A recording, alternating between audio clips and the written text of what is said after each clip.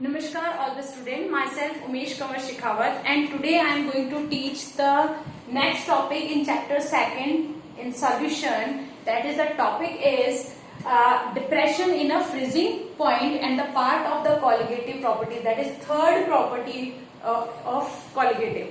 Now before start this topic, we will discuss the last topics in this from this chapter, that is the solution, that is homogeneous mixture of a non-reacting species is called as a solution, and then type of solutions, and already discussed that the Henry law and its applications and based on the gas in a liquid, and then the Raoult's law, and then the ideal and non-ideal solution on the basis of Raoult's and the volume enthalpy we already discussed, and then the types of non-ideal solution, that is positive deviation and the negative deviation.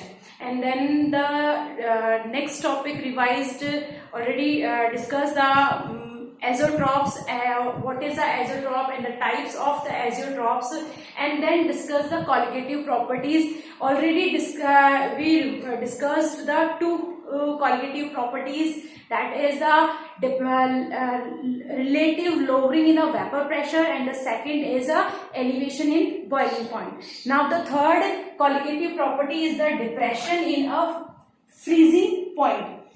तो हम बात करते हैं depression का मतलब क्या होता है, कमी आना. डिप्रेशन कमी आना किसमें, फ्रीजिंग पॉइंट में. फ्रीजिंग पॉइंट से हम क्या समझते हैं, at point at which the temperature का कोई भी point at which the liquid can convert into solid.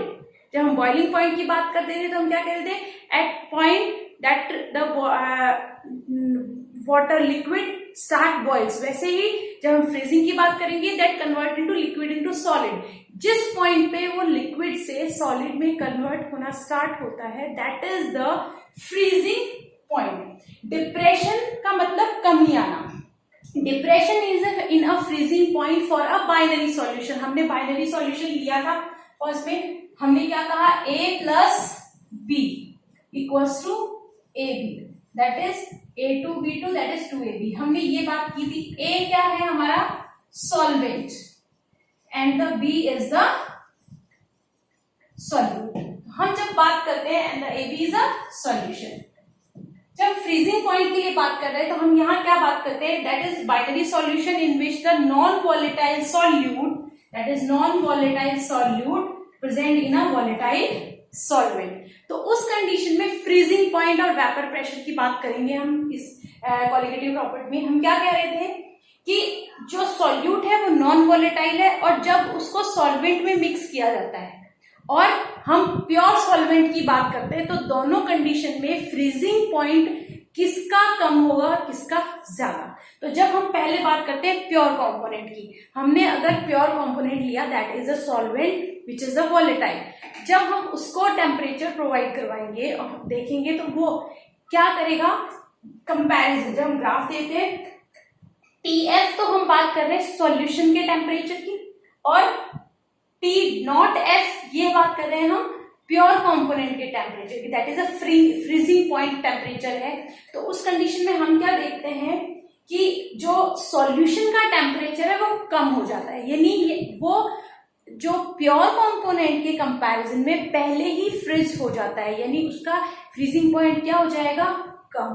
ठीक है, क्यों होता है, क्योंकि जब हम बात करेंगे सॉल्यूशन की, तो सॉल्यूशन में नॉन वॉलेटाइल सॉल्यूट है जो ऑलरेडी ही वेपर में कन्वर्ट हो नहीं सकते और इजीली क्या करेंगे, पहले ही फ्रिज हो जाएंगे. और लिक्विड, प्योर जो लिक्विड है वो तो होगा ही फ्रिज, लेकिन जो कंपोनेंट्स जो सॉल्यूट पार्टिकल्स हैं, they are the non volatile, उनकी वजह से वो पहले ही जो नॉर्मल सॉल्यूशन का टेम्परेचर होना चाहिए दोनों का, वो क्या हो जाएगा, कम हो जाएगा. जबकि प्योर के अंदर, प्योर जो लिक्विड है वो पूरा का पूरा वॉलेटाइल है, तो उस कंडीशन में उसका टेम्परेचर क्या होगा, ज्यादा होगा, यानी वो ज्यादा टेम्परेचर पे क्या हो जाएगा, फ्रिज.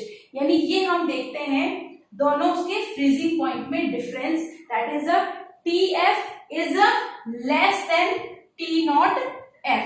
और जब हम चेंज की बात करते हैं तो हम क्या कहेंगे कि ये जो चेंज है वो डिनोट करेंगे delta TF, that is delta TF क्या है, चेंज यानी कितना चेंज हुआ है प्योर कंपोनेंट की कंडीशन में और both present that solute plus solvent की कंडीशन में, यानी सॉल्यूशन का टेम्परेचर और सॉल्वेंट के प्योर कंडीशन में उसके फ्रीजिंग पॉइंट में क्या डिफरेंसेस आए हैं, वो चीज हमने देखी कि प्योर का क्या होगा, ज्यादा होगा टेम्परेचर, जबकि सॉल्यूशन का क्या होगा, कम हो जाएगा। Now the derivation is delta TF equals to T naught F minus T F. ये जो फ्रीजिंग पॉइंट टेम्परेचर है वो किसके लिए है, सॉल्यूशन के लिए, और ये किसके लिए है, for the pure component. Now delta T F is directly proportional to small m and we know that what is m is the molar elevation constant, so m is the molality. Now proportionality constant आएगा kf, जब directly proportional का sign जाएगा तो delta tf is equals to kf that multiply by m. We know that the kf is the molar depression freezing constant, या ये है cryoscopic constant, इसका second name भी है cryoscopic constant. If m equals to 1, अगर मान लिया जाए कि मोलरिटी कितनी है, 1 है, तो उस कंडीशन में delta tf is equals to kf. The kf is the molar depression constant and the molar depression constant formula is this: kf equals to mr t naught f whole square upon delta h fusion. यहाँ पे m क्या है हमारा, m is the molar mass of solvent and the r is the gas constant and the t naught f is the for the freezing point temperature for the pure solvent and the delta h is the molar enthalpy of fusion, or can say that the molar latent heat of fusion also.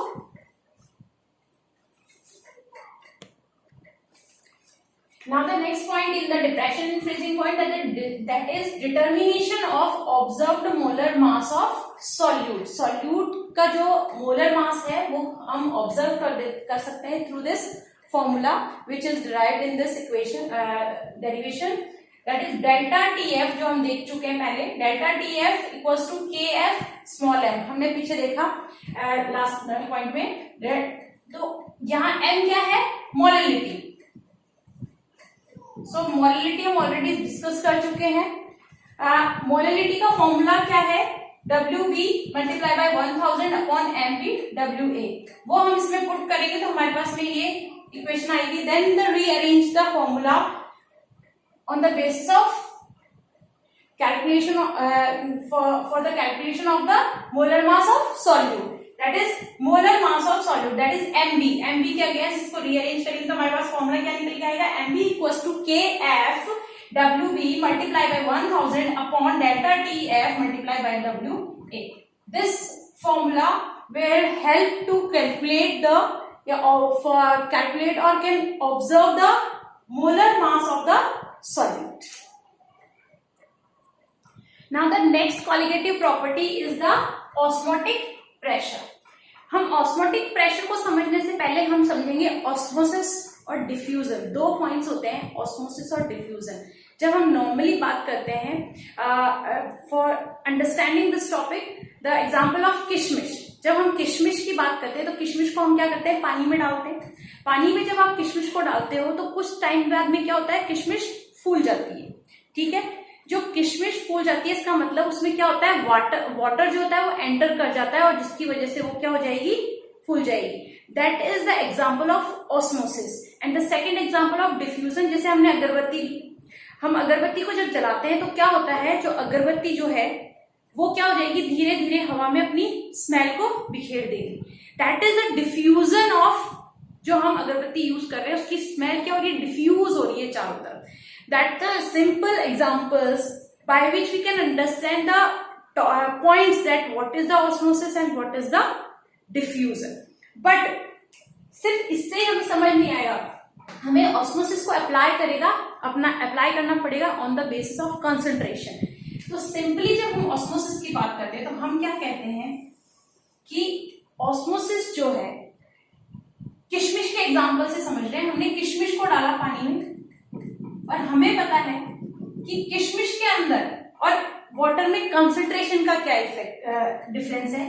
ये जो है अगर हम इसकी बात करें, that is water is low concentrated, okay, low concentration है, जबकि किशमिश की बात करें तो किशमिश क्या है, हायर कंसंट्रेशन।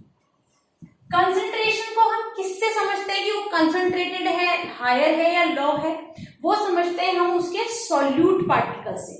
जितने ज्यादा सॉल्यूट पार्टिकल्स होंगे उतना ही उसकी कंसंट्रेशन ज्यादा होगी। तो जब हम बात करें किशमिश की तो उसमें शुगर जो है वो है ज्यादा किशमिश में और वाटर क्या है, कम। क्लियर, यानी उसकी कंसंट्रेशन ज्यादा है, यानी उसके शुगर के मॉलिक्यूल्स उसमें ज्यादा है, इसलिए उसकी कंसंट्रेशन भी क्या है, हाई।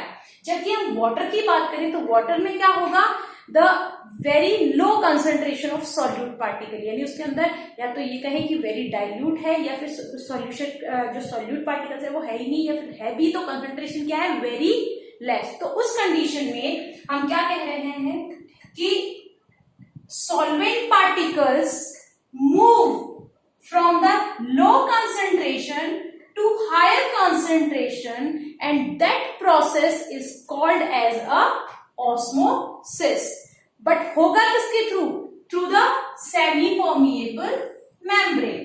यानी जो किशमिश है उसके चारों तरफ कौन सी मेम्ब्रेन है, वो मेम्ब्रेन को हम सेमी परमिएबल मेम्ब्रेन कहते हैं और उस सेमी परमिएबल मेम्ब्रेन को जो क्रॉस करेगा वो कौन करेंगे, लो कंसंट्रेशन की बात करें या सॉल्वेंट पार्टिकल्स, वो इतनी साइज छोटी होती है कि वो सेमी परमिएबल को भी क्या कर जाते हैं, क्रॉस कर जाते हैं। यानी हम क्या कह रहे हैं, the solvent particles are move from the low concentration to high concentration from the semi-permeable membrane and this process is called as a osmosis. Now the osmotic pressure.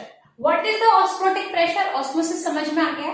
Next, the osmotic pressure is the excess pressure applied on the solution to prevent the osmosis, that is to stop the passage of solvent particles into the solution through a semi-permeable membrane। कहने का मतलब है जब solvent particles ने enter किया किशमिश में तो उस कंडीशन में क्या होगा, एक स्टेज ऐसी आएगी जब उसमें सॉल्वेंट पार्टिकल्स क्या हो जाएगा, एंटर करना बंद कर देगा। तो वो क्यों होता है, because due to the osmotic pressure, यानी उस समय एक ऐसा pressure is the excess pressure, जो एक्सेस प्रेशर अप्लाइड होता है सॉल्यूशन पे टू प्रिवेंट द ऑस्मोसिस, जो ऑस्मोसिस को क्या करेगा, प्रिवेंट करेगा, to stop the passage of solvent particle, यानी जो सॉल्वेंट के पार्टिकल किशमिश में एंटर कर रहे थे उनको क्या कर देगा, स्टॉप कर देगा। अगर ऑस्मोटिक प्रेशर अप्लाई नहीं होगा तो क्या होगा, वाटर पार्टिकल्स उसमें एंटर होते जाएंगे और क्या हो जाएगा, जो किशमिश है वो ब्रस्ट हो जाएगी, फट जाएगी। तो ऐसा नहीं होता, जबकि तो यानी वो किसकी वजह से नहीं होता, due to the osmotic pressure. Next कुछ टर्म्स हैं जिनके मीनिंग्स आपको आना जरूरी है, और फर्स्ट टर्म है आइसोटोनिक सॉल्यूशंस। आइसोटोनिक सॉल्यूशंस की हम बात कर रहे हैं, the solution which have same osmotic pressure, यानी दो सॉल्यूशंस हैं और वो क्या है, दोनों के दोनों सॉल्यूशंस का क्या ऑस्मोटिक प्रेशर क्या है, सेम। और वो कब होता है, वो तभी सेम आएगा जब उसकी कंसंट्रेशन क्या होगी, सेम। और उस तरह के सॉल्यूशन को हम क्या बोलते हैं, isotonic solution. Second is the hypotonic, hypo meaning smaller and the hyper higher, okay. Now hypotonic solution का मतलब क्या हुआ, the smaller osmotic pressure then the standard solution का जो प्रेशर होता है, यानी जो स्टैंडर्ड सॉल्यूशन का जो ऑस्मोटिक प्रेशर होगा, अगर उससे कम ऑस्मोटिक प्रेशर आता है तो उस तरह के सॉल्यूशंस को हम क्या कहते हैं, hypotonic solutions. If the solutions have the more osmotic pressure, than that of the standard solution. That condition, the solution is called as a hypertonic solutions. Now the next term is the reverse osmosis. Osmosis में हमने क्या कहा? The solvent particles move from the low concentration into higher concentration. But reverse osmosis में just उल्टा हो जाएगा. और कब होगा? When apply the external pressure. जब हम external pressure apply करेंगे किस पे? For the concentrated water. यानी ये एक हमने सॉल्ट वाटर लिया है, एक तरफ हमने वाटर लिया है, बीच में हमने सेमी परमिएबल मेम्ब्रेन फिट की है. अब हम क्या करेंगे? एक्सटर्नल प्रेशर प्रोवाइड करेंगे. तो उस कंडीशन में क्या होगा? The solvent particles from this concentrated solution pass through the semi permeable into a low concentration or concentrated solution, or can say the pure water. ये जो प्रोसेस है उसी को हम क्या कहते हैं? That is the reverse osmosis. Now today's homework is the question. A solution of urea in water has a boiling point of 373.128 Kelvin. Calculate the freezing point of the same solution, and the given values is for water is Kf equals to 1.8 km inverse, and Kb equals to 0.52 K, that is Kelvin, m inverse. Thank you very much.